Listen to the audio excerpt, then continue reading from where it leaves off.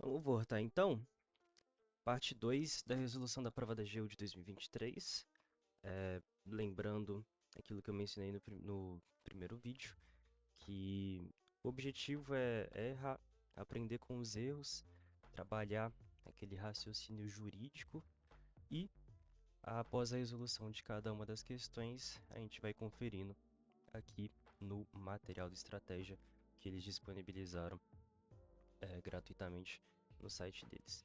Então, somente para fins de revisão, a gente vai vir aqui nas questões que a gente errou e vai somente recordar quais são as questões certas para não tomar muito tempo e a gente passar direto para questão 11, ok? Aqui na questão 4, que falava sobre métodos de interpretação constitucional, ele menciona que representa a tentativa de superar o contraste rígido entre norma e fato, deslocando o problema para o debate sobre estática e dinâmica da teoria do Estado. Nessa teoria, a Constituição é uma realidade integrante. A gente viu que a resposta era científico-espiritual, e esse é o conceito trazido pela questão que a gente vai fixar hoje aqui. A questão 6 menciona a respeito do controle difuso de constitucionalidade e a repercussão geral.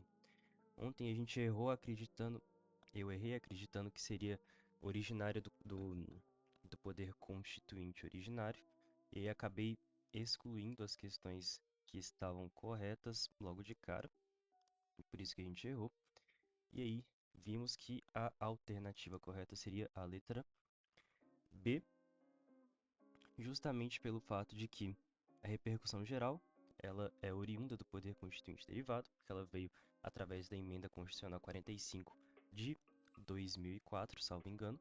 Ela promove a aproximação do controle difuso e controle concentrado de constitucionalidade, e ela tem conferido especial eficácia expansiva aos pronunciamentos do STF, tomados a partir de casos concretos e não em abstrato, e esvazia o papel do Senado Federal no controle de constitucionalidade em razão daquela competência prevista no artigo 52, inciso 10 da Constituição Federal, que menciona que o Senado Federal vai dar a publicidade para as decisões do STF. Ok? A questão 7 ela foi anulada e a questão 8, que a gente errou também,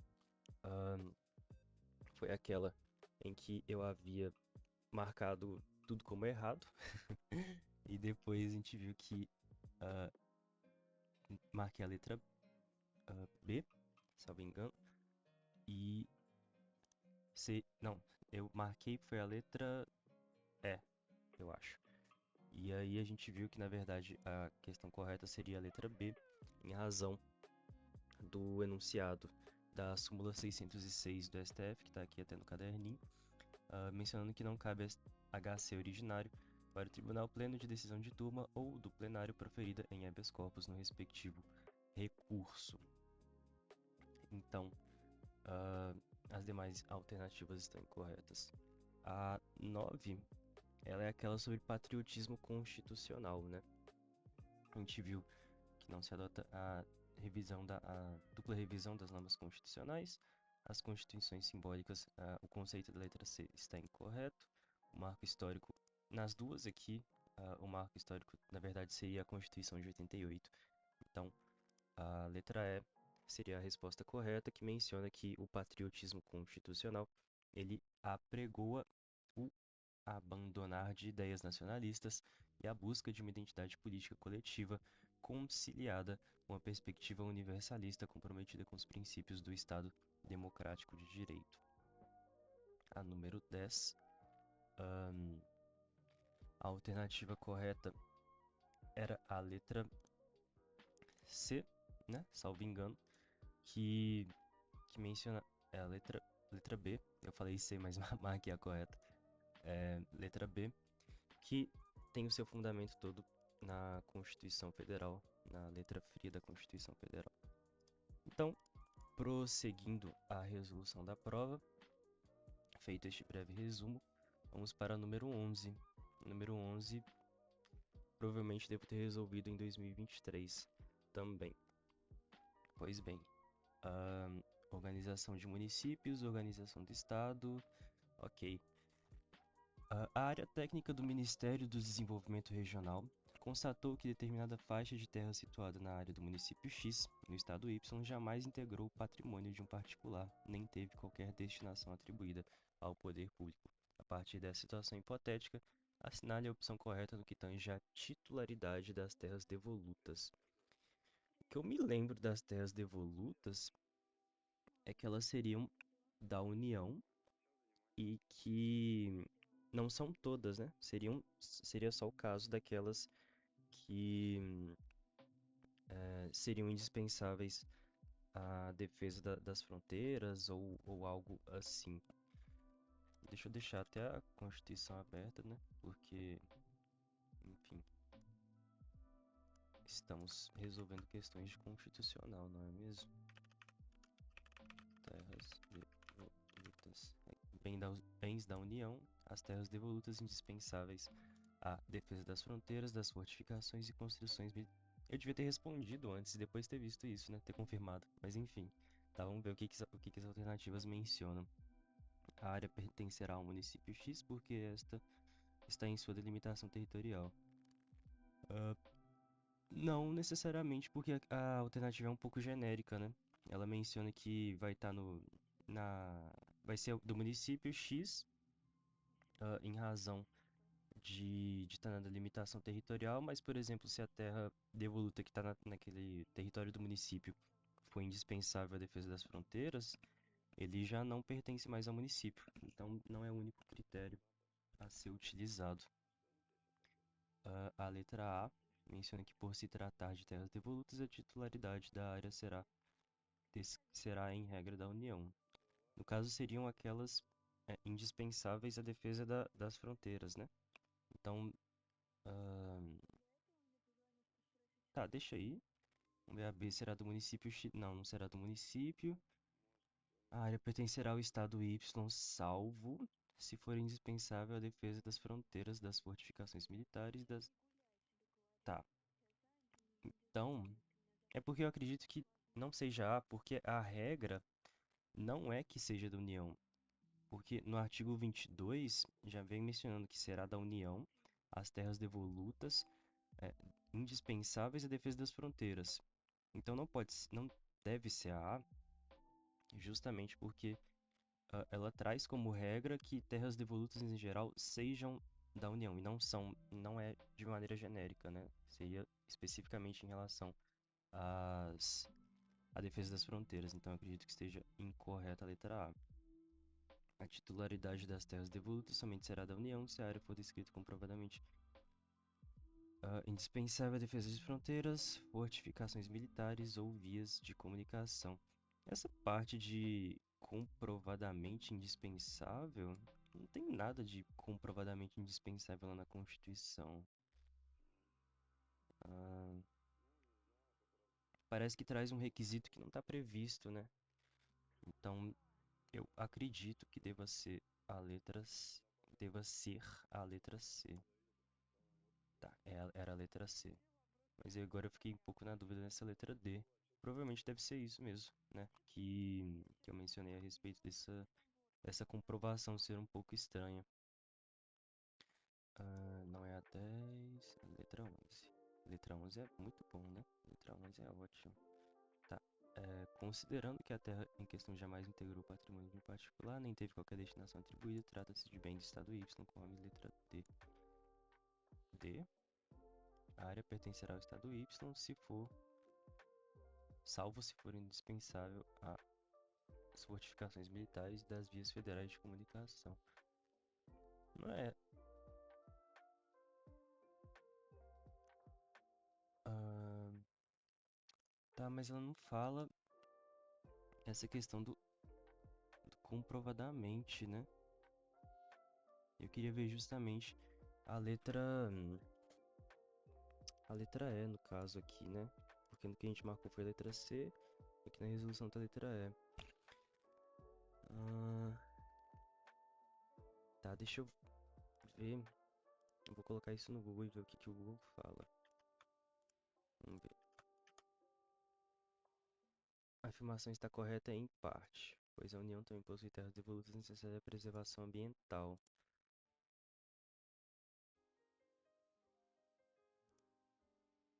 A regra geral do artigo 20 define que as terras devolutas pertencem aos estados, com exceção daquelas específicas da União. Tá. Essa questão da comprovação é requisito. Essa afirmação não estaria incorreta em razão dessa parte comprovadamente. Provavelmente deve ter algum cursinho que falou isso e o Gemini vai achar aqui pra gente, né? O Google vai achar pra gente. É, exato. A Constituição não exige uma prova prévia de comprovação fática para que a titularidade seja da União. Então, pensamos de maneira correta. Para colocar algo que aprendemos em relação a essa questão, a gente vai pegar o artigo 20, inciso 2, e colocar aqui. As demais alternativas não me importa muito. Eu acredito que o essencial seria isso aqui mesmo.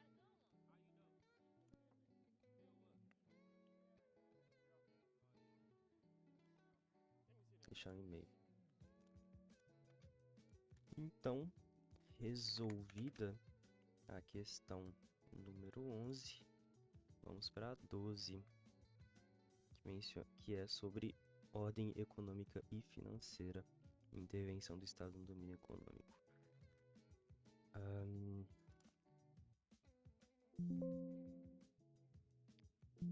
Tem um lo-fi tocando de fundo aqui, só para não ficar um climão enquanto eu parar de falar. Pois bem, de acordo com as disposições constitucionais a respeito da ordem econômica, essa é a alternativa correta, ok. Tá.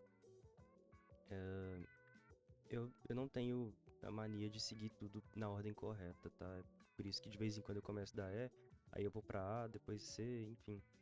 O importante é ir aprendendo com as questões, mas de qualquer forma, é inconstitucional por violar o princípio da livre iniciativa qualquer lei que regulamente a remessa de lucros pelo investidor estrangeiro.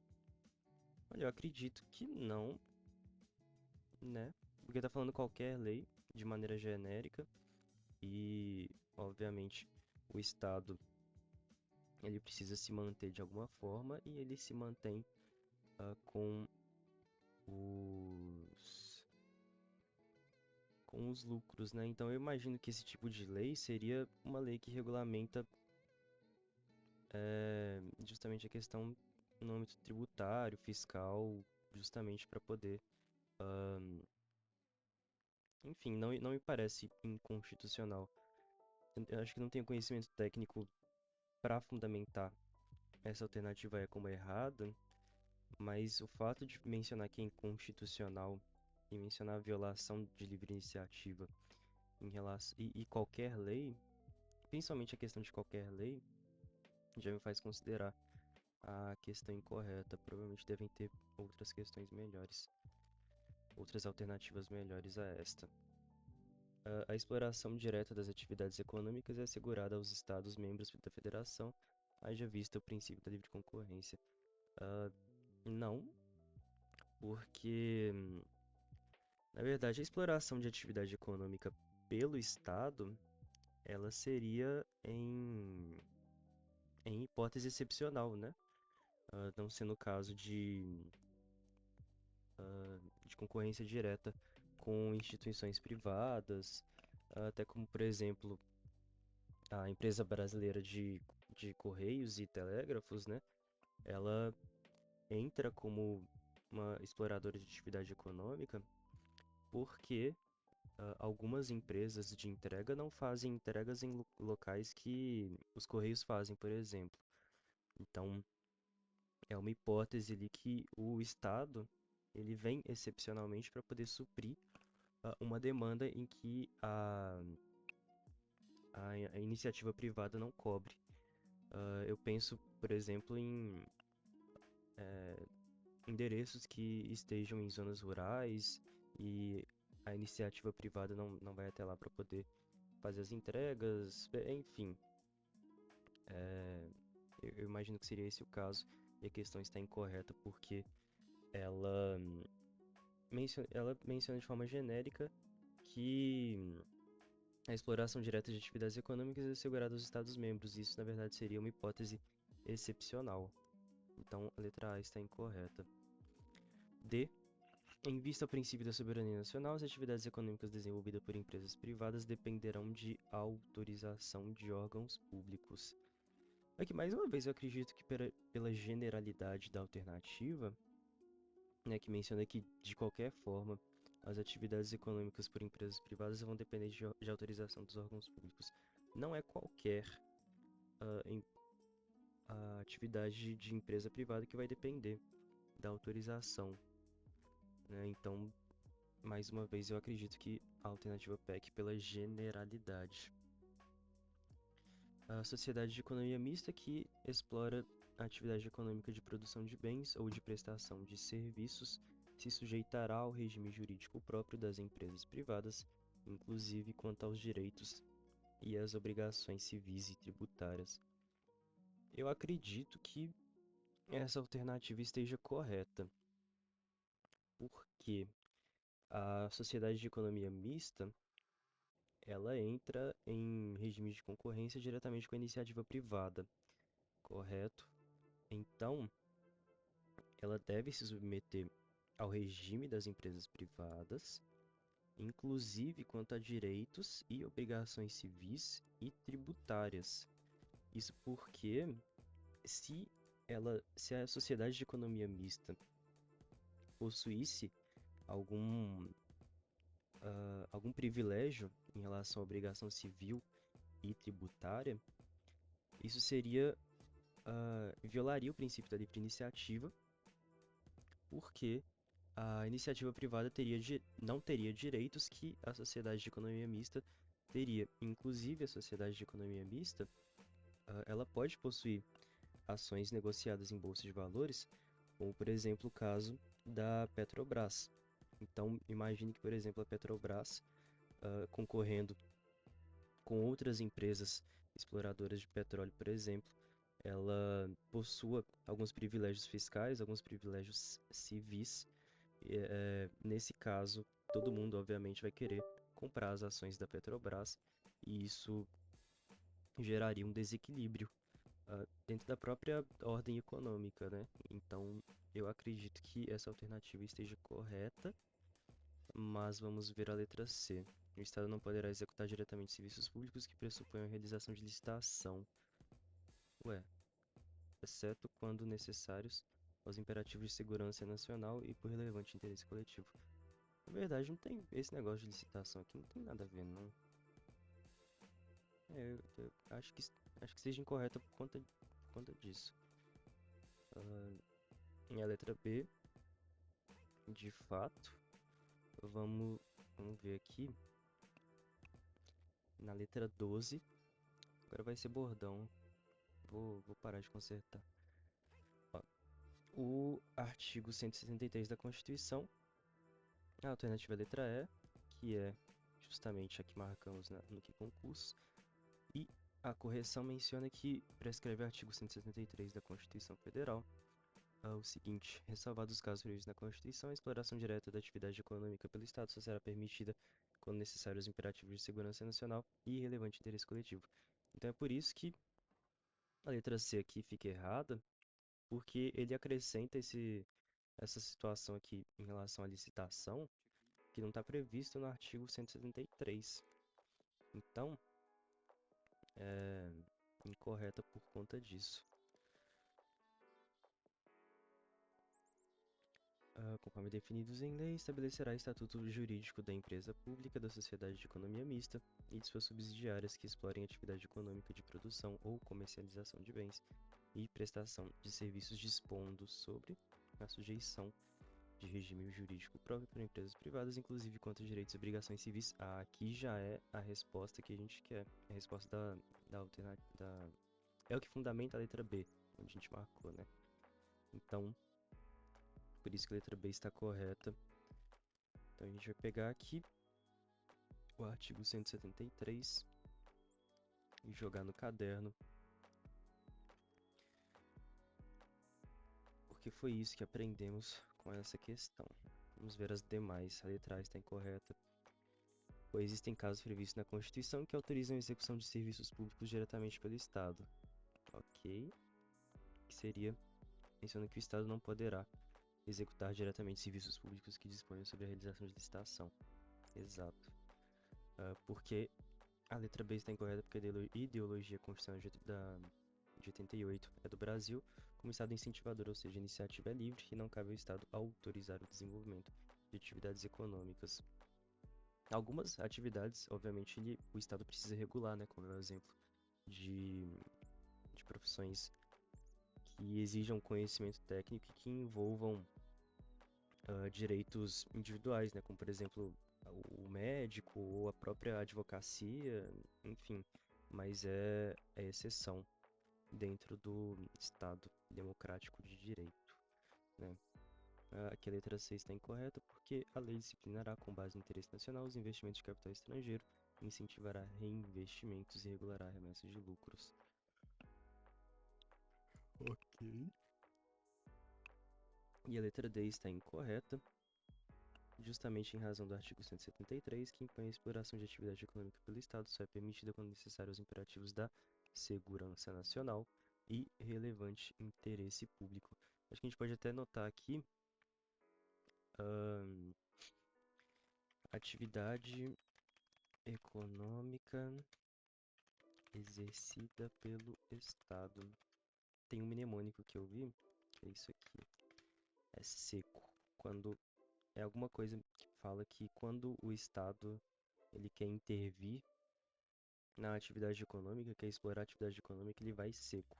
Aí o SE seria de segurança nacional e o CO seria de interesse coletivo. Geralmente esse tipo de coisa eu deixo de azul, essas informações mnemônicas, para poder me recordar quando fazer eventual revisão.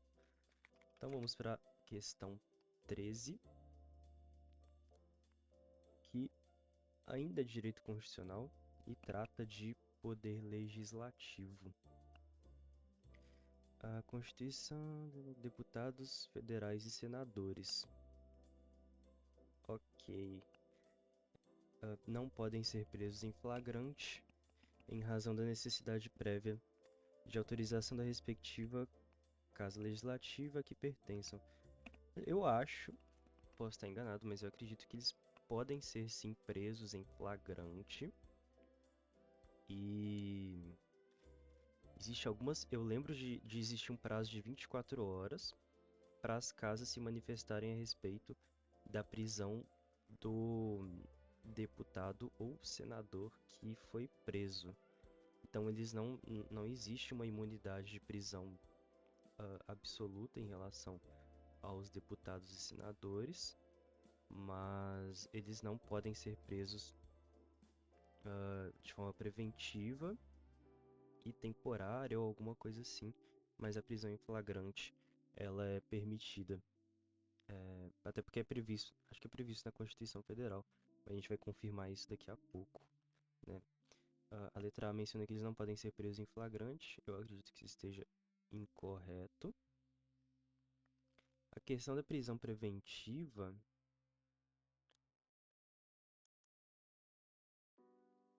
eles,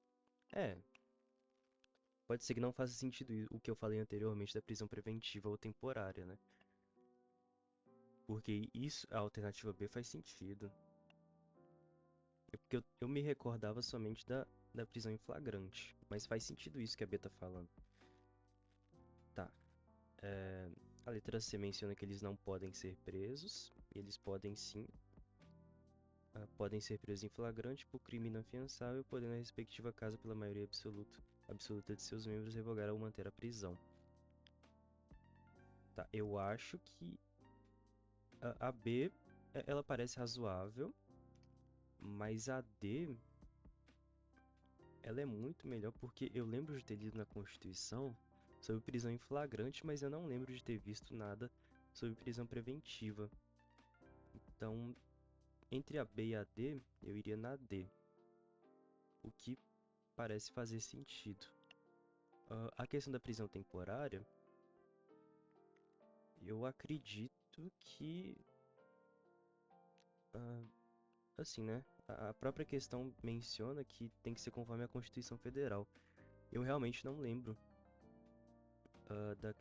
da própria Constituição prever a hipótese de prisão preventiva e hipótese de prisão temporária. Então, eu posso até ter mencionado de maneira leviana que não seria cabível, mas a B até que faz um pouco de sentido, só não está previsto na Constituição. Então, eu acredito que seria a letra D, a questão correta. Muito bem, muito bem, muito bem.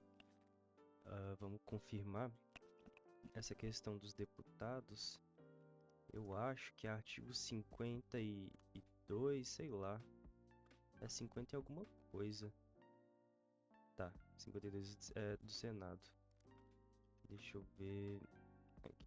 Imunidade pro...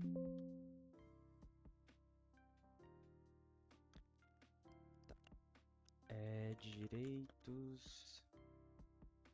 Não, é deveres dos deputados e senadores. Artigo... É 53?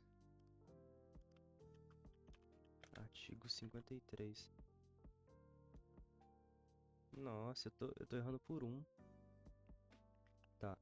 Eu tinha falado 52, né? 52 é do Senado Federal. Eu até falei mais cedo no vídeo. É 53. Tá. Os deputados e senadores são invioláveis civil e penalmente por qualquer de suas opiniões, palavras e votos. Desde a expedição de diplomas serão submetidos ao julgamento do Senado no STF. Desde a expedição... aqui. Aqui que a gente quer. Desde a expedição de diploma, os membros do Congresso Nacional não poderão ser presos. Ok. Exceção salva em flagrante de crime inafiançável. E nesse caso, os autos serão remetidos dentro de 24 horas. O prazo de 24 horas que eu tinha mencionado, mas que não fala na, na questão, né? É porque eu acho que é o único prazo de 24 horas que tem na Constituição inteira. Por isso que eu acabei lembrando. Para que o voto da maioria de seus membros resolva sobre a prisão. Aqui ele fala maioria, né? E aqui maioria absoluta. Ok, a nossa resposta está aqui no artigo 53, parágrafo 2º da Constituição Federal. Aqui, ok, o estratégia pegou literalmente o artigo. Então a gente vai fazer a mesma coisa, só que eu vou pegar diretamente da Constituição para colocar aqui no nosso caderno.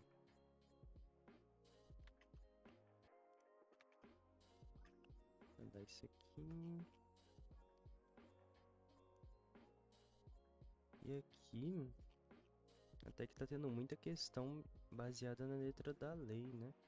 A primeira questão tinha resposta na Constituição. A questão 6 tinha resposta na Constituição. A questão 8 tinha... Na verdade era súmula, né? A questão 10, a questão 11 e a questão 12 e a questão 13. Leiam a Constituição. Leiam a Constituição. Aqui, processo legislativo, né?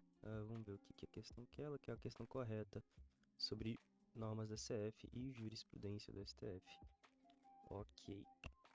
Vamos começar pela letra A agora.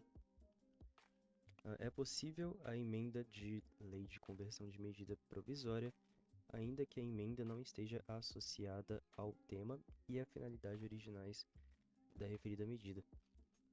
Aqui, eu acredito que esteja incorreta, porque a emenda a projeto de lei de conversão da medida provisória, inclusive, ela está prevista, acho que na parte que fala sobre medida provisória. Deixa eu ver se eu acho. Porque há um tempinho atrás era um instituto que eu não conhecia e fica aqui em um desses parágrafos, mas depois a gente vai verificar porque eu dei uma viajada agora, né? E depois a gente vê isso, porque senão eu vou ficar viajando nas questões e a gente não vai pra frente. Tá, a letra A, ela fala que é possível emenda de projeto de lei de conversão de medida provisória. Esse projeto de lei de conversão de medida provisória, salvo engano, eu iria confirmar na Constituição agora, mas, enfim, eu acredito que seja a medida provisória que vai ser convertida em lei. Então, aqui a questão, a alternativa A, ela fala que é possível a emenda do projeto de lei da medida provisória que vai ser convertida em lei, e aí vai ter uma emenda a essa conversão da medida provisória. Essa emenda, ela é possível mesmo que não esteja associada ao tema e finalidade originais da referida medida. E a questão está incorreta justamente porque ela fala que não precisa estar associada ao tema da medida provisória. É justamente ao contrário. Se você vai fazer uma alteração na medida provisória no projeto de lei específico, ele precisa ter associação, ter uma ligação com o tema principal da medida, porque isso evita aquelas emendas, acho que é emenda Jabuti, alguma coisa assim, que a doutrina fala, jacaré, só conheço Jabuti, que seria um termo usado para descrever uma alteração inserida em um projeto de lei que não tem nenhuma relação com o tema original do texto. E aí passaria alguma alteração que sem relação e isso violaria, né, o processo legislativo. Eu viajei demais nessa letra A, mas enfim. Letra D, que é pequenininha, uma vez editada a medida provisória, será imediatamente revogada a legislação anterior. Eu acredito que não, até por conta do caráter precário da medida provisória, né? Que ela tem aquele prazo de 45 dias, depois tem mais um prazo de 45 para poder ser analisado pelo Congresso, e tem um prazo de 60 dias. Ela não pode sair revogando das coisas assim, não. Pode até suspender, mas revogar aí já é demais. A CF não impõe limitação à prorrogação da vigência de medida provisória, mas determina sua entrada em regime de urgência nas casas de Congresso Nacional, caso ela não seja apreciada em 120 dias após a publicação. Esses 120 dias, deve estar falando daqueles 60 mais 60. Aí agora eu não lembro exatamente desse prazo de 45 dias e desse prazo de 60, onde que cada um entra. Tá, vamos deixar a letra E aqui. É inconstitucional, lei decorrente de conversão de medida provisória cujo conteúdo caracterize reedição na mesma sessão legislativa de outra medida provisória que não tenha sido apreciada pelo Congresso Nacional no prazo estabelecido pela CF. E a letra C menciona que os pressupostos de relevância e da urgência para a edição de medidas provisórias constituem elementos de natureza política, não se submetendo ao controle judicial. Na verdade, eu creio que pode ser submetido ao controle judicial, sim. Então, a letra C é incorreta. E agora, a gente fica entre a letra B e a letra E. Vamos entender. Deixa eu entender essa letra B, que eu acho que ela não ficou muito clara na minha cabeça. É inconstitucional. Lei decorrente de conversão de medida provisória, cujo conteúdo caracteriza a reedição na mesma sessão legislativa de outra medida que não tenha sido apreciada pelo Congresso Nacional. Então tá falando que houve uma medida provisória que não foi apreciada no Congresso Nacional. Ok. E aí seria inconstitucional uma lei decorrente de uma medida provisória que não foi analisada pelo Congresso Nacional?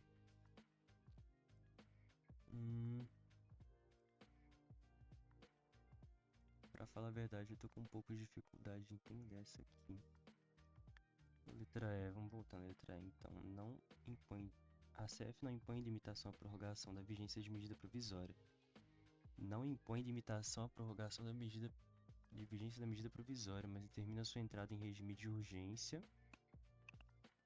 nas casas do Congresso Nacional, caso ela não seja apreciada em 120 dias. Esse 120 dias é o prazo máximo para ela poder, de duração dela. Cara, eu vou marcar a letra B, porque eu acredito que esse prazo esteja incorreto. Salvo engano, a gente vai confirmar isso daqui a pouco. Mas o prazo da medida provisória, ela é publicada e passa 45 dias e ela entra em regime de urgência para o Congresso Nacional analisar. E aí, durante esse prazo de 45 dias, ainda corre o prazo de 60 dias, porque em regra a medida provisória ela vai ficar ela vai possuir eficácia durante 60 dias, e esse prazo pode ser prorrogado por mais 60, e aí seria o prazo máximo de vigência da medida provisória. A medida de urgência seria o prazo de 45, que corre junto com esse prazo de 60 dias, e ambos são prorrogáveis uma única vez. Então, eu posso estar enganado, né? Posso estar enganado, mas eu vou marcar a letra E como incorreta por conta disso. E a letra B, a gente conseguiu acertar. Deixa eu confirmar esse prazo, que é o que está me deixando mais em dúvida da medida provisória. É melhor aqui antes, né? Essa foi a 14. Foi a 14. Tá. É possível emenda de projetos de lei de conversão, ainda que a emenda seja... Aí a letra A fala que ela está incorreta, né? Que é aquela que eu falei do jabuti. E trata-se de expressão de contrabando legislativo. Era melhor ter falado contrabando legislativo, né? Muito melhor do que emenda jabuti.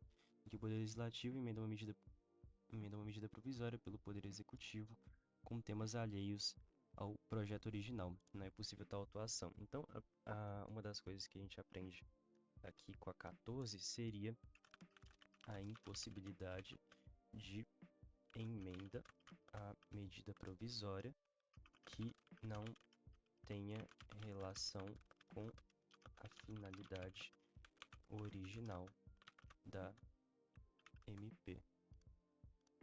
Só uma anotação básica aqui. A letra B menciona... A letra B está incorreta. Qual que é a letra B? Fala que os pressupostos de relevância e urgência não podem ser submetidos ao controle judicial. Aí é justamente o contrário, porque o STF já aventou a possibilidade do controle judicial dos pressupostos de relevância e urgência das medidas provisórias. Tá, vou colocar aqui, STF, possível a análise judicial de urgência e relevância em medida provisória. Letra C está incorreta porque as medidas provisórias ressalvadas do disposto no artigo perderão eficácia desde a edição se não forem convertidas em lei, no prazo de 60 dias, prorrogável nos termos do parágrafo 7 por igual período, devendo o Congresso Nacional disciplinar. Essa daqui é aquela que a gente ficou em dúvida? Tá. Tá no 62, parágrafo 3º. Vamos para lá. 62. Artigo 62. Em caso de relevância... Parágrafo 3º. Tá, mas eu quero confirmar a respeito desses dois prazos. Eu quero ver os dois prazos, eu não quero só o de 60 dias, não. E a letra D está incorreta porque, enquanto não transformada em lei, ela suspende, ó. É o que eu mencionei. Ela suspende, mas revogar é um termo muito forte, né? A medida provisória. Que tem, em tese, a mesma força de uma lei normal. Tá, deixa eu ver. Medida provisória. Prazos de 45 dias e 60 dias. Explicação. Isso aqui está direto do site do Congresso Nacional, então a fonte é segura. O prazo de 45 dias indica que quando a medida provisória tranca a pauta de votações. Tá, então 45 dias ela tranca a pauta de votações. Aí os 60 dias marcam o seu tempo inicial de validade na Câmara de Deputados e Senado Federal. Esses prazos definem como o Congresso Nacional precisa votar. Tá. Então, é trancamento de pauta. É isso que eu tinha que ter falado aqui com vocês. Então, são dois prazos da MP. Ó. Prazos MP: 45 dias e 60 dias. O 45 dias, ele se refere a trancamento de pauta. Ele é contado a partir da data da publicação da MP, e se o Congresso não votar dentro do prazo de 45 dias, ela entra em regime de urgência. A MP tranca a pauta. Tá. Tranca a pauta do Congresso Nacional onde estiver. Isso significa que nenhuma outra proposta de lei pode ser votada ali até que os deputados ou senadores votem a medida provisória. E esse prazo de 45 dias, da MP,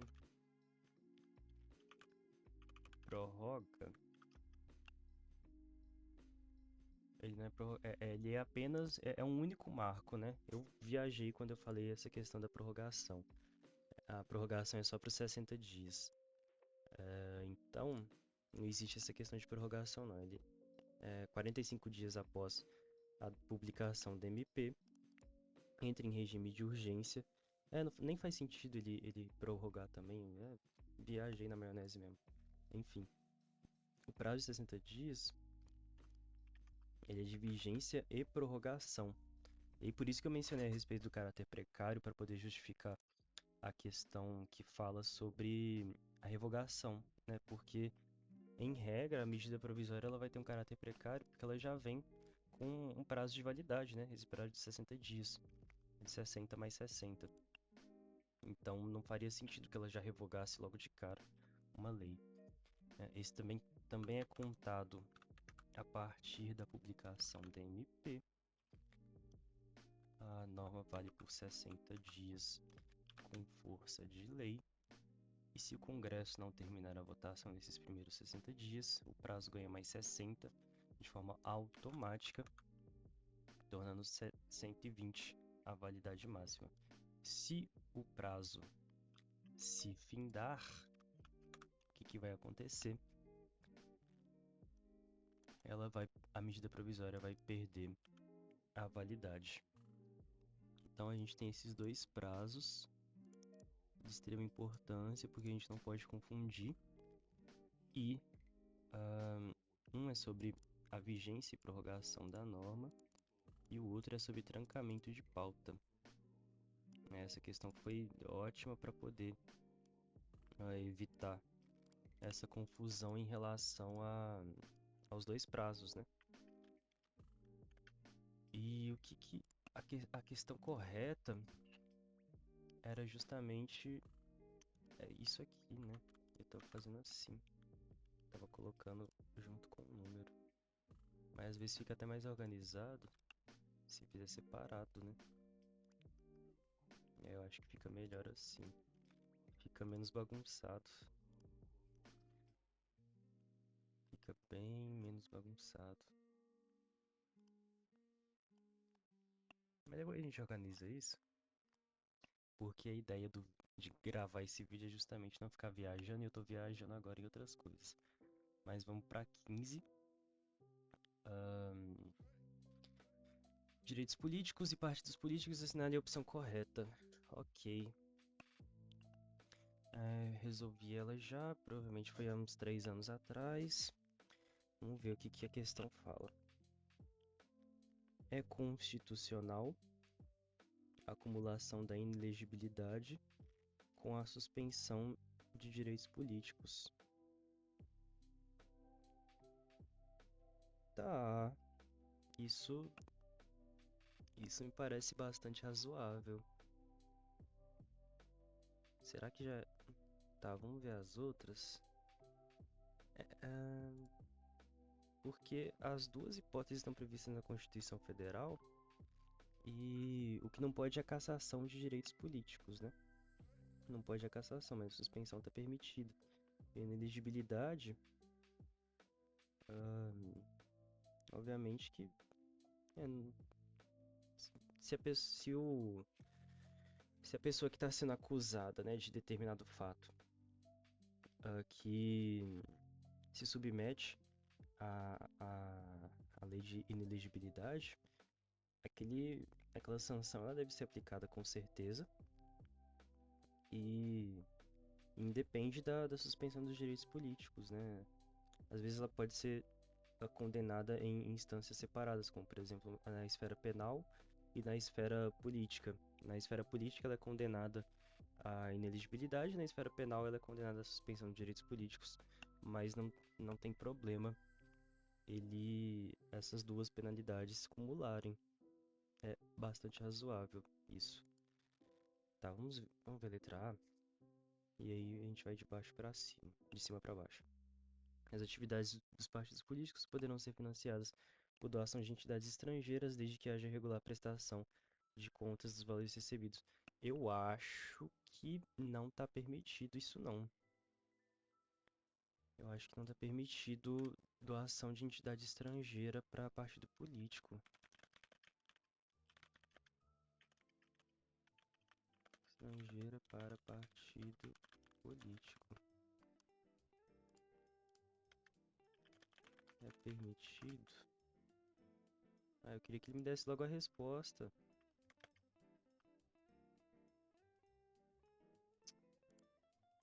Tá, depois a gente vê isso então. Mas eu acredito que não. Seria aqui na letra 15. Agora eu vou falar errado de propósito. Tá. Eu acredito que não possa ser financiada por doação de entidade estrangeira. Eu acho que existe alguma vedação em algum lugar, não sei se na Constituição Federal. Talvez tenha na Constituição Federal, mas é mais provável que tenha também. Pode ser que tenha também na lei de partidos políticos. Mas enfim, eu acho que está incorreto por conta disso. Aqui é prescindível. Vamos trocar prescindível por dispensável, que é melhor de entender. É dispensável a renúncia do presidente da República ao mandato que ocupa, antes do pleito eleitoral para concorrer a cargo diverso. Na verdade, eu acredito que não, porque seria se fosse o caso de concorrer a um cargo mais elevado do que aquele que a pessoa tá naquele momento. Então, por exemplo, o governador, para concorrer em outro cargo, ele sim deveria pedir a suspensão, renunciar o mandato que ocupa. Mas o presidente, como não tem nada acima dele, ele não precisa. Ou eu posso estar viajando também, agora que eu pensei, porque tá em época de eleição, e o Zema ele pediu suspensão, ele pediu renúncia. Zema tem que pedir renúncia. Provavelmente não, porque ele ainda tá no governo de Minas Gerais, né? Porque, pra quem não sabe, eu sou de Minas Gerais. Caralho. Vamos ver. Pra concorrer à presidência? Sim. Ué. Ele. Ué? O Zema ainda tá governando MG? Não. Oh, rapaz. Eu tô bem antenado nas notícias políticas. Isso que dá ficar estudando aí, ó. Não, pra mim ele tava vinculado a Minas Gerais ainda. Nossa, que viagem. Ah, então meu raciocínio foi certo. Governadores que desejam disputar outro cargo, como presidente da República, precisam renunciar ao mandato até 6 meses antes da eleição, conforme a lei eleitoral de desincompatibilização. Romeu Zema. Nossa, deu até o. Ah, tá. Eu perguntei do Zema. Romeu Zema renunciou ao cargo de governador em Minas Gerais, dia 22 de março de 2026. Eu me afobei e já fui perguntar se ele ainda estava governando. Nossa, não, eu até peço perdão aí pela minha desinformação sobre as notícias, sobre as atualidades aqui do nosso país. Nossa, eu fiquei até constrangido agora. Mas vai ficar aí, porque eu não vou ficar editando vídeo. E. Né, porque editar vídeo custa tempo e eu posso usar esse tempo pra estudar. Tá. Então. A gente queria ver justamente. Eu usei o raciocínio pra governador, mas a gente quer ver do presidente, né? Tá. O presidente, não, né? Presidente renuncia para concorrer a outros cargos. Deve renunciar até 6 meses para concorrer a um cargo diferente. Prazo conhecido como desincompatibilização. Essa regra também vale para governadores e prefeitos, tendo como objetivo. Ué, é dispensável. Ah, tá. Não, entendi. É porque eu tinha certeza que se aplicava para governadores em relação àquele cargo que poderia estar acima, mas não tinha certeza em relação ao presidente para cargo que fica para baixo.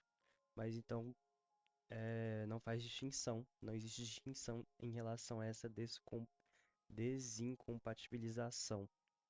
Então qualquer político deve, deve pedir essa renúncia até 6 meses antes da eleição. Ah, deixa eu ver se essa afirmação minha foi muito leviana. Qualquer político deve pedir. Não, não é qualquer político. Então eu já falei besteira aqui e já posso corrigir imediatamente. Porque varia conforme o tipo de cargo ocupado no Poder Executivo e o objetivo da candidatura, mudança para cargo. Então tá aqui, ó. Presidentes, governadores e prefeitos devem renunciar aos seus mandatos até 6 meses antes da eleição. Ok. Reeleição é renúncia, não é necessária caso o chefe do executivo decida concorrer à reeleição para o mesmo cargo.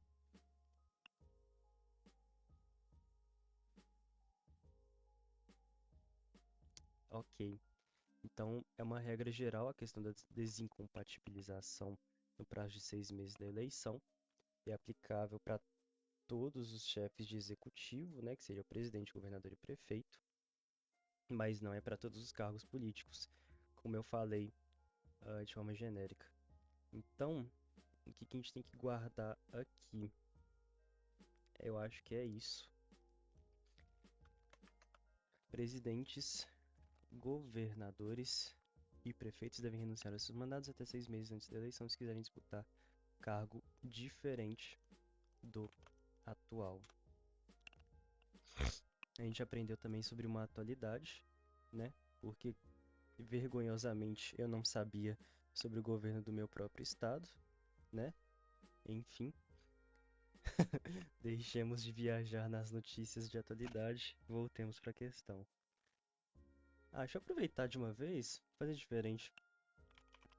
Partido político pode. Aí já vai tirando a dúvida de cada uma das alternativas de uma vez.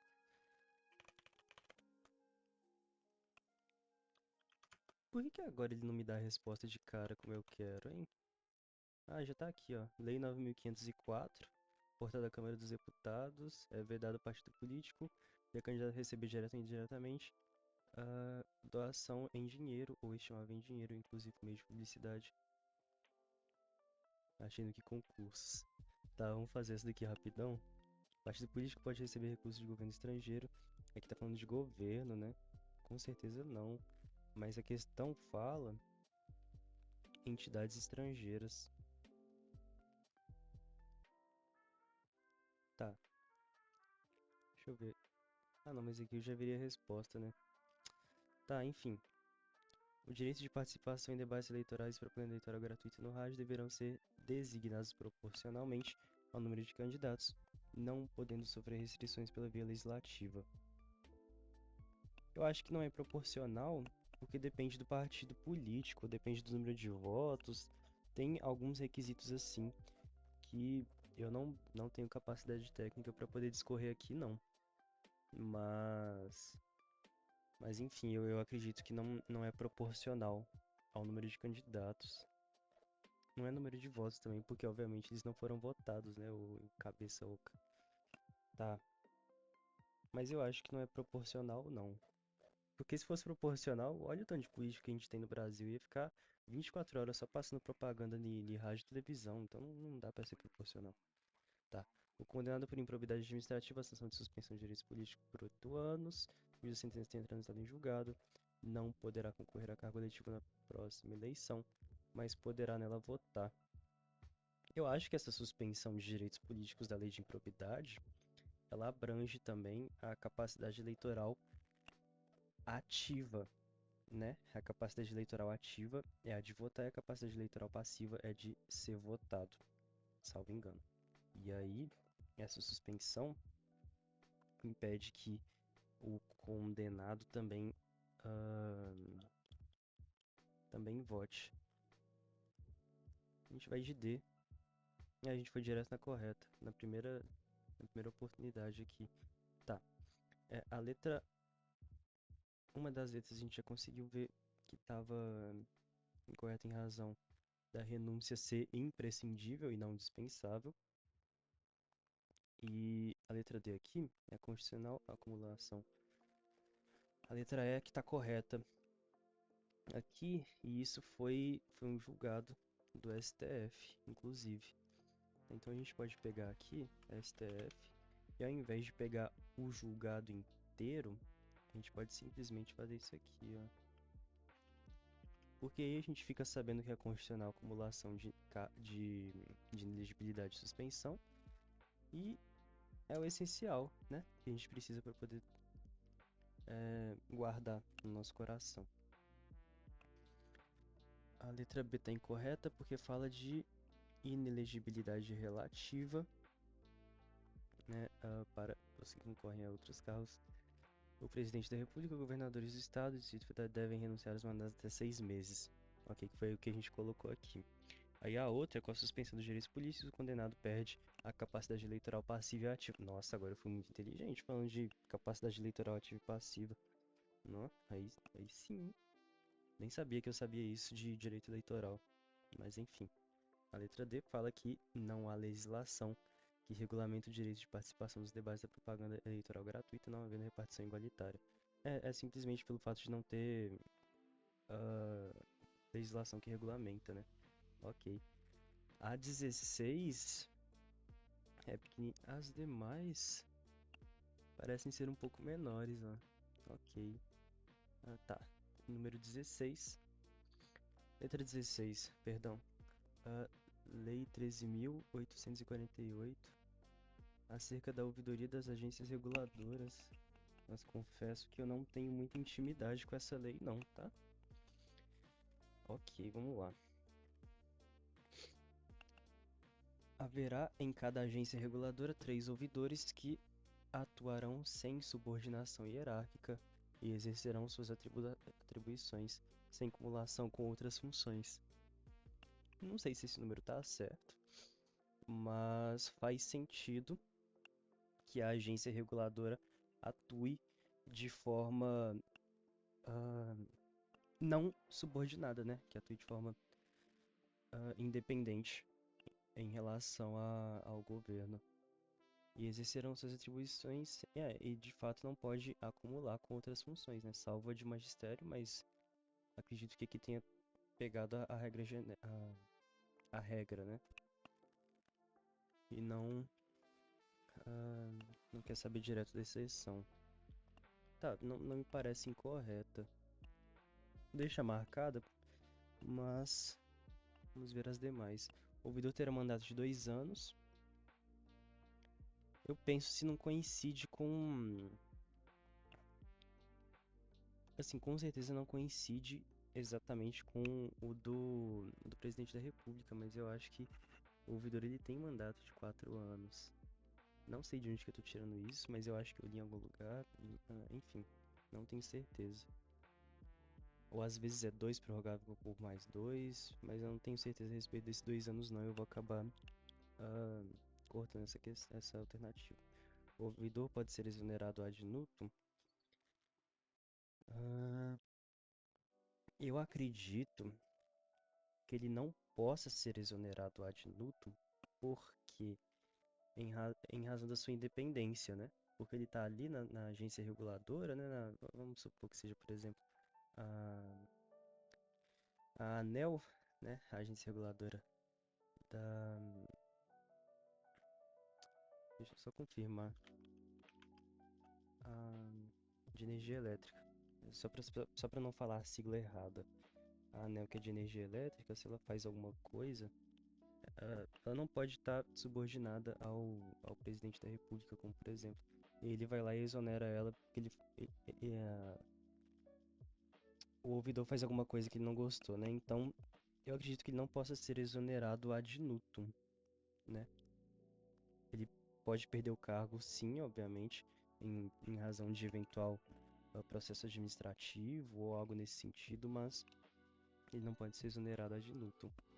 Os relatórios deverão ser encaminhados ao Conselho Diretor ou à diretoria colegiada da agência reguladora, que poderá manifestar-se no prazo de 20 dias úteis. Confesso que eu não sei, não tenho certeza desse prazo, não. O processo administrativo contra o ouvidor somente poderá ser instaurado pelo dirigente máximo ou pelo órgão colegiado da agência. Isso faz sentido também. Tá, acho que eu vou de letra E, porque eu já não tenho muito conhecimento em relação a essa lei. Não me recordo a última vez que eu a li. Mas, onde que pode ter erro na letra A? Em 3 ouvidores, pode ser que sejam 5, pode ser que sejam 7, pode ser... Então, pode ter algum erro aqui. E aqui o erro pode estar em 20 dias. Então, eu vou direto na letra E, que tem esse somente aqui, mas eu acho que faz sentido porque o ouvidor, ele, considerando o cargo dele, né, faria sentido que somente ele pudesse ser investigado através de processo administrativo pelo dirigente máximo ou por órgão colegiado. Vamos ver se é a letra C. Está no prazo de 20 dias, mas essa não tinha muita condição de defender meus pontos justamente pela ausência de capacidade mesmo técnica para poder discutir sobre essa lei. Então, o que que a gente vai fazer aqui? A gente vai pegar tudo, né? Artigo 4. Ar- é, dispõe o quarto do artigo 22. Provavelmente deve ser parágrafo, né? Deve ser parágrafo 4º do artigo 22. Parágrafo 4º do artigo 22. Os relatórios do ouvidor deverão ser encaminhados ao Conselho Diretor ou à diretoria colegiada, agência reguladora, que poderá se manifestar no prazo de 20 dias úteis. Eu não marquei ela justamente porque a pegadinha podia estar nesse 20 dias úteis, mas de fato era 20 dias úteis. A letra A está incorreta, porque é um ouvidor e não 3, como menciona a, a alternativa A. Então a gente errou, porque, na verdade, né, eu imaginei que poderia ter alguma pegadinha ali no número, mas de fato teve, né? Então às vezes dá certo esse raciocínio de marcar a questão, mas nem sempre. E aqui, o artigo 23 menciona que ele vai ter o... ele vai ter um mandato de 3 anos. E de fato o erro estava no, no, no prazo que menciona que era 2. Então a gente marca aqui 3 anos. Aqui um ouvidor durante 3 anos. Ok. Vamos para a próxima. E a perda de cargo só pode ocorrer por renúncia ou condenação judicial transitada em julgado ou processo administrativo disciplinar. O ouvidor terá mandado de 3 anos. Ah tá, a resposta já está aqui. Somente perderá o cargo em caso de renúncia, condenação transitada em julgado ou processo administrativo disciplinar. E aqui, a respeito da legitimidade de quem vai instaurar o processo administrativo, ele só pode ser instaurado pelo titular do ministério do qual a agência esteja vinculada, por iniciativa de seu ministro de Estado da CGU, em decorrência de representação promovida pelo Conselho Diretor. Eu realmente acreditava que era bastante rígido a instauração do processo administrativo disciplinar contra o ouvidor, em razão do cargo, né? Mas não acreditava que era tão rígido assim. Então fica aí mais um aprendizado. Em vermelho, porque é letra de lei. E agora a questão... Ah, tava ali que era a letra D, mas como tá embaralhado, não tem problema. Vamos para 17 agora. Aqui já começou... Ah, aqui é a legislação federal, né? Constitucional. Aí já começa administrativo. E as três últimas são administrativo. Tá. De acordo com o disposto na Lei 13.303, compete ao Comitê de Auditoria Estatutária das Empresas Estatais. Eu sei que essa lei se refere à regulação de empresa pública e sociedade de economia mista, né? Mas eu confesso que também não tenho muita intimidade. Então, compete ao Comitê de Auditoria. O que o Comitê de Auditoria das Empresas Estatais vai fazer? Preservar a independência do Conselho de Administração no exercício de funções, opinar sobre a contratação e destituição de auditor independente, discutir e aprovar e monitorar decisões que envolvam práticas de governança corporativa, implementar e supervisionar os sistemas de gestão de risco de controle interno, ou estabelecer política de porta-vozes com vistas a eliminar o risco de contradição. Essa daqui, infelizmente, acho que eu vou colocar nessa daqui. Não, vou colocar na maior. Não sei se vocês já viram o comentário de um cara aqui no Que Concurso que fala: geralmente a maior é mais correta, abraços. Vou seguir a dica dele. Era a letra B. Era, men era menor. Obrigado aí, ô jovem que comenta no Que Concurso que a maior é mais certa. Mas enfim, essa daqui eu não tinha nem como. Ó, eu marquei. Eu vi D lá e marquei a letra D aqui. Enfim. Então a resposta correta era que o comitê de auditoria ele vai opinar sobre a contratação e destituição do auditor independente. Provavelmente tudo que está aqui é letra da lei, da lei específica, né? Deixa eu ver aqui. Tá, a gente vai pegar aqui o artigo 18. A gente vai pegar o artigo 24.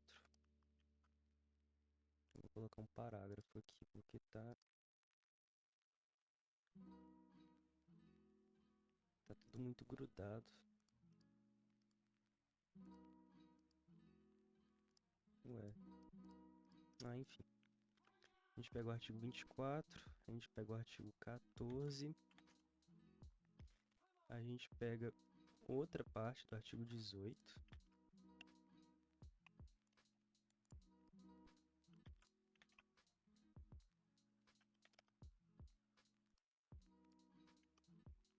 E a gente pega de novo o artigo 18. Só que inciso diferente. Aí aqui eu vou ter que colocar Lei 13.303.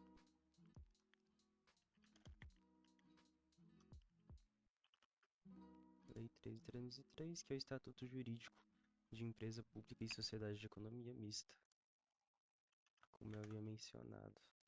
Tá. E aqui tudo, letra de lei, vai deixar assim. Questão 18, mas antes de ir para 18, a gente vai ver cada uma das competências que foram mencionadas aqui do Comitê de Auditoria Estatutário. Então, sem prejuízo das competências previstas no artigo 142 dessa lei específica aqui e das demais atribuições previstas nessa lei, compete ao Conselho de Administração estabelecer política de porta-vozes visando eliminar o risco na contradição entre informações de diversas áreas e as dos executivos da empresa pública e sociedade de economia mista. Então, seria o caso a questão que faz remissão, a letra A. E aqui está errada.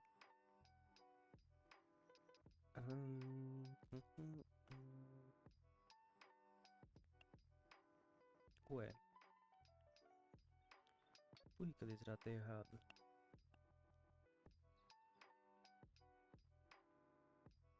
Até porque isso é do Conselho de Administração. É porque a questão ela justamente pegou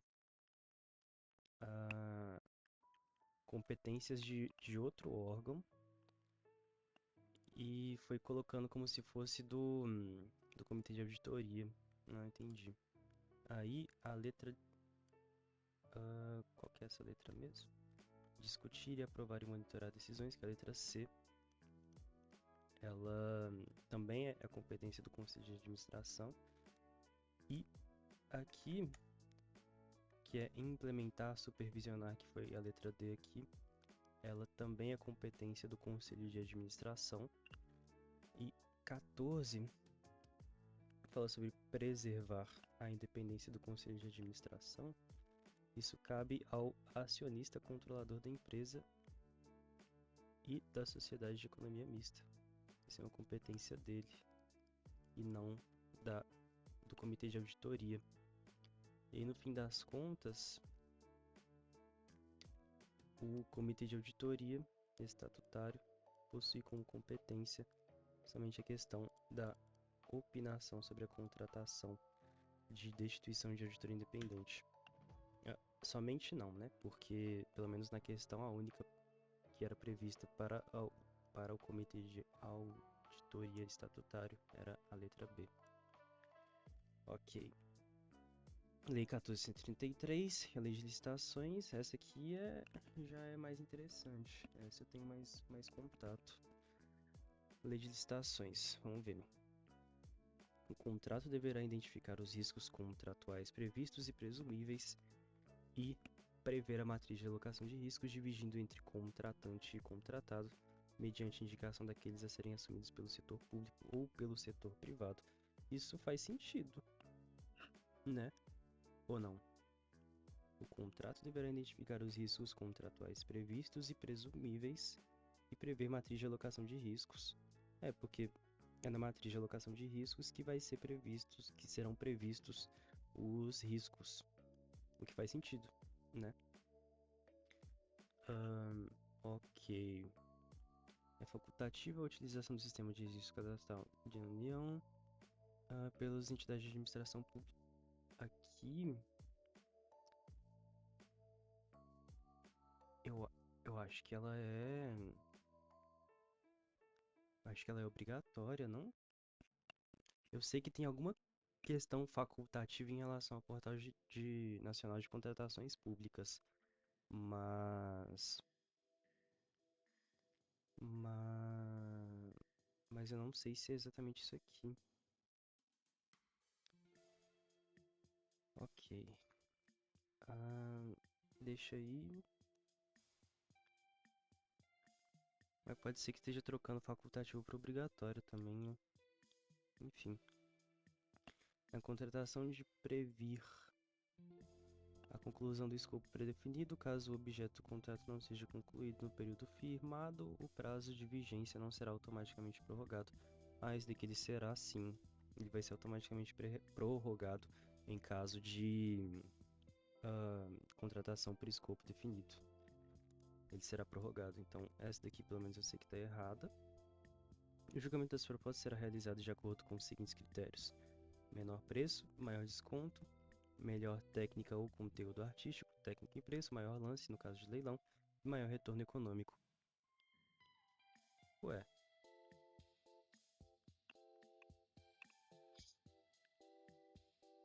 julgamento das propostas será de acordo com os seguintes critérios.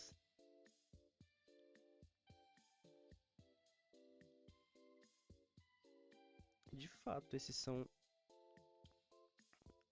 os critérios de julgamento, né? Mas será que é simples assim?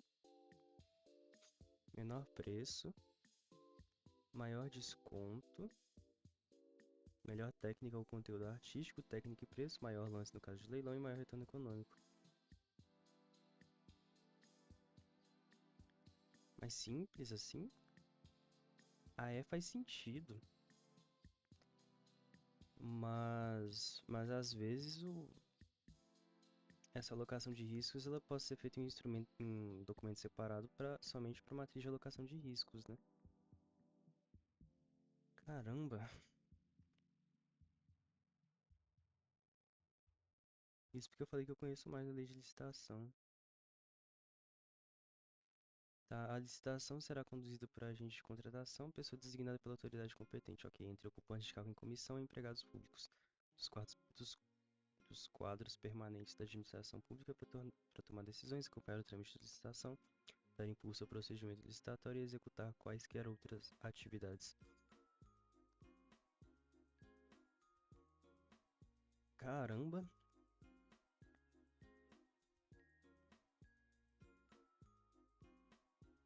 Eu vou de D, que é a mais simplesinha, e ver o que o PDF vai falar. Não é possível resolver essa questão. Por quê?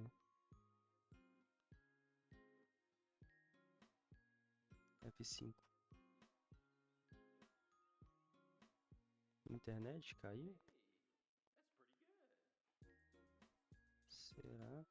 Acho que a internet caiu. Pra não perder tempo então, deixa eu ver direto aqui. Letra D, qual que é a letra D aqui? O julgamento das propostas será de... Oh!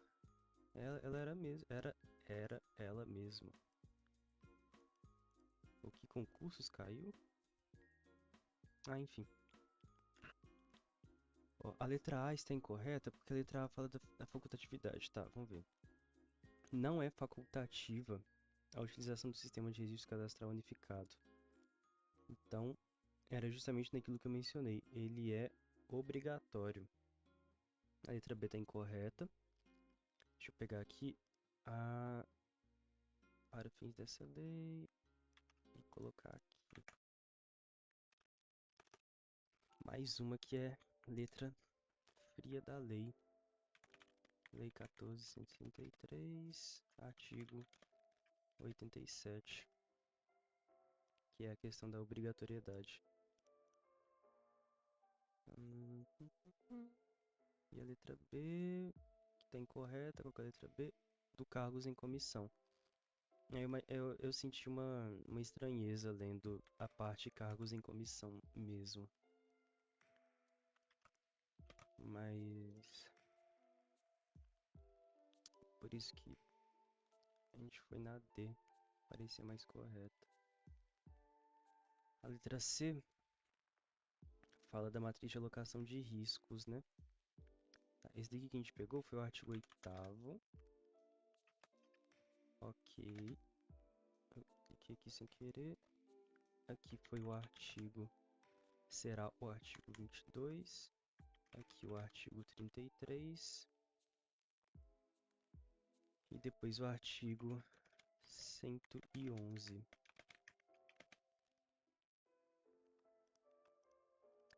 E foi o que a gente leu esses dias, né? Na lei de licitações. Tem um vídeo no canal da leitura do artigo 7º a 18, na lei 14.133. Aqui artigo 22, ok. Artigo 33, ok. E artigo 111, ok. A gente vai marcando aqui.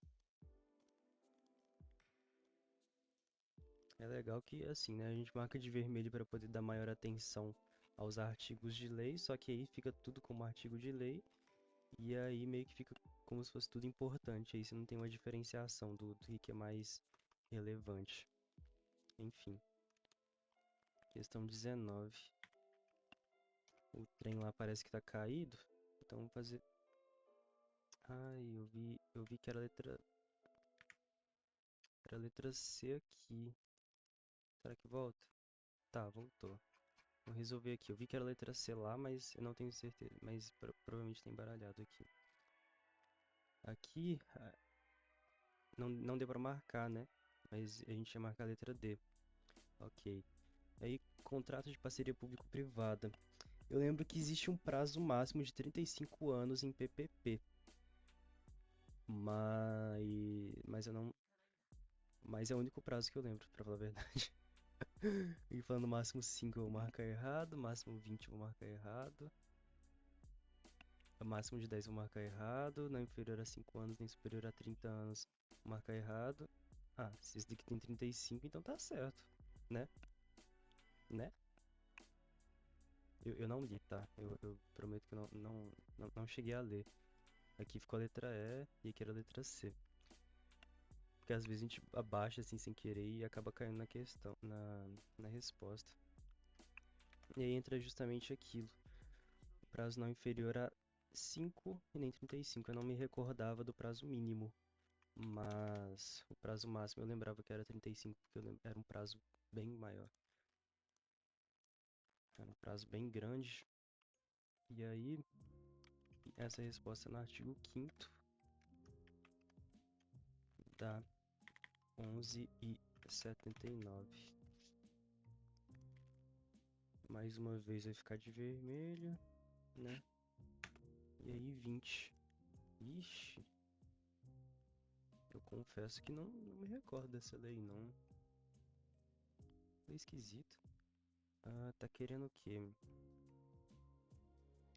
Responsabilização administrativa e civil de pessoas jurídicas pela prática de atos contra a administração pública nacional ou estrangeira. A aplicação de sanções previstas na lei não exclui em qualquer hipótese a obrigação de reparação integral do dano causado. Nossa, isso aqui parece incrível, tipo assim, né? Falando a respeito de responsabilização, principalmente tendo como base o artigo 37, né, e a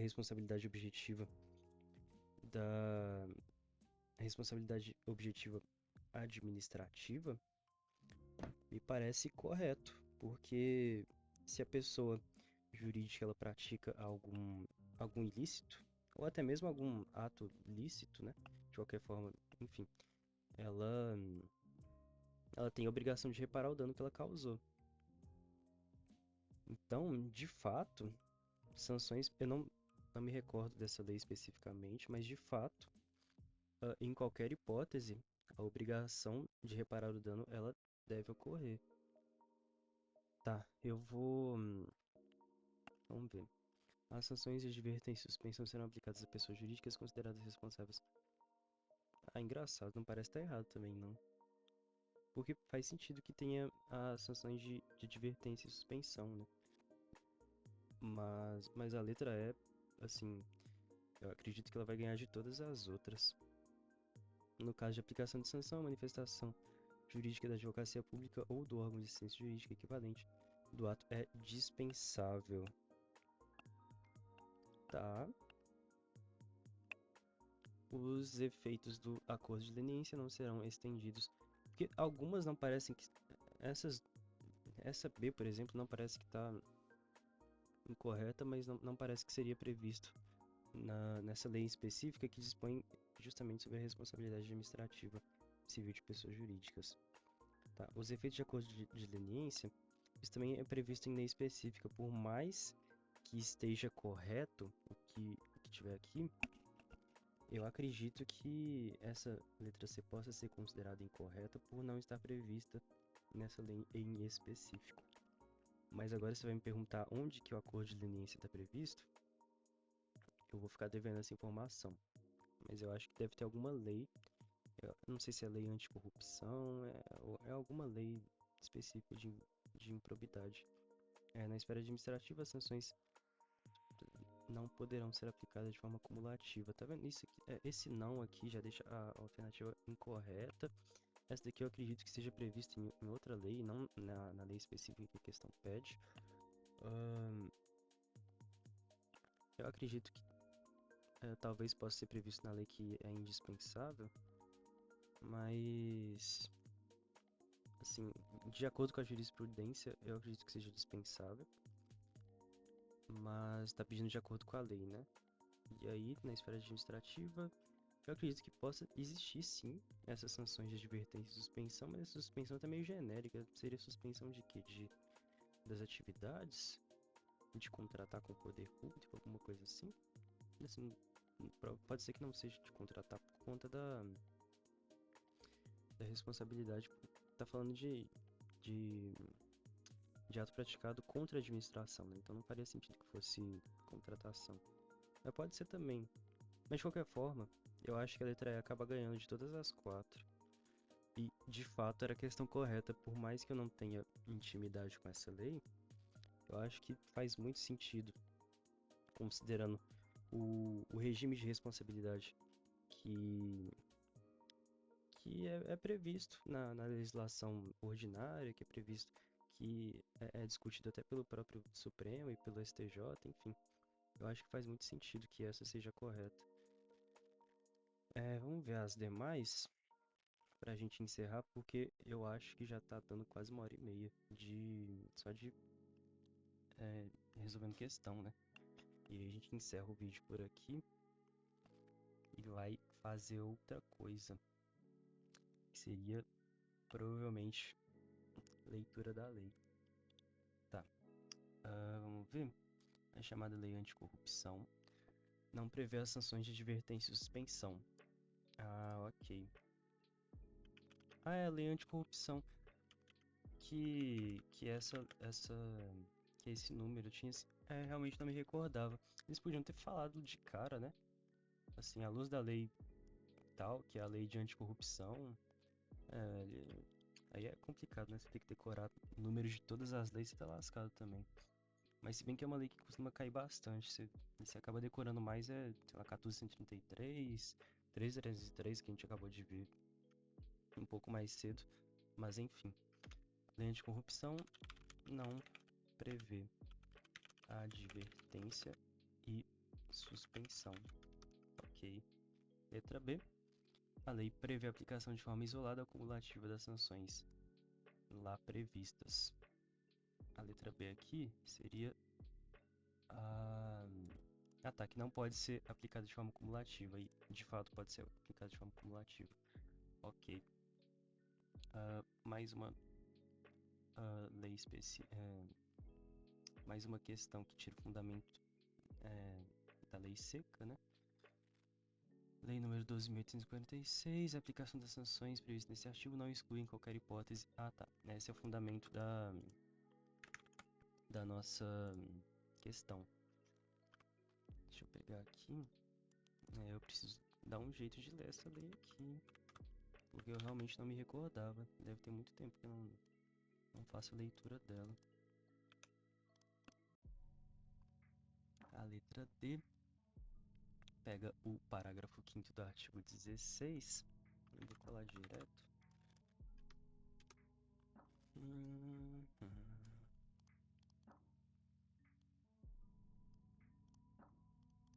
aí fala que os acordos os efeitos do... Nossa, e o pior é que eu falei durante a questão. Ah, deve estar previsto na lei de anticorrupção, alguma coisa assim, realmente estava. Os efeitos do acordo de leniência serão estendidos. E a única coisa que eu lembro da lei anticorrupção é isso, para falar a verdade. Serão estendidos às pessoas jurídicas que integram o mesmo grupo econômico, de fato e de direito, desde que firmem acordo em conjunto respeitadas as condições dele estabelecidas. E a letra E está incorreta, que seria da obrigatoriedade ou não da manifestação jurídica da advocacia pública. Ele menciona que a aplicação das sanções, esse artigo será precedida de manifestação jurídica elaborada pela advocacia pública ou órgão de assistência jurídica equivalente do ente público. Ok. Vamos jogar aqui. E já marca aqui. E finalizamos a primeira parte, né, do que concursos. Aí falta só mais 5. Então provavelmente vai ter uns 10 vídeos só de resolução de questões. Mas enfim, eu tô fazendo isso aqui mais para não perder o foco enquanto eu tô fazendo questão. Exercer, conseguir exercer, né, o raciocínio jurídico que na minha cabeça o meu é horrível, mas assim, tá dando pra acertar algumas questõezinhas, né, não tá de tudo um lixo. E quem sabe ajudar alguém, né, se alguém estiver vendo esse vídeo. E se esse vídeo está sendo útil para alguém, eu também ficarei extremamente feliz com isso. Então encerramos por hoje. Amanhã ou depois veremos as próximas questões. Obrigado por acompanhar até aqui. Deixa um comentário falando o que você acha desse tipo de vídeo. Enfim, tamo junto.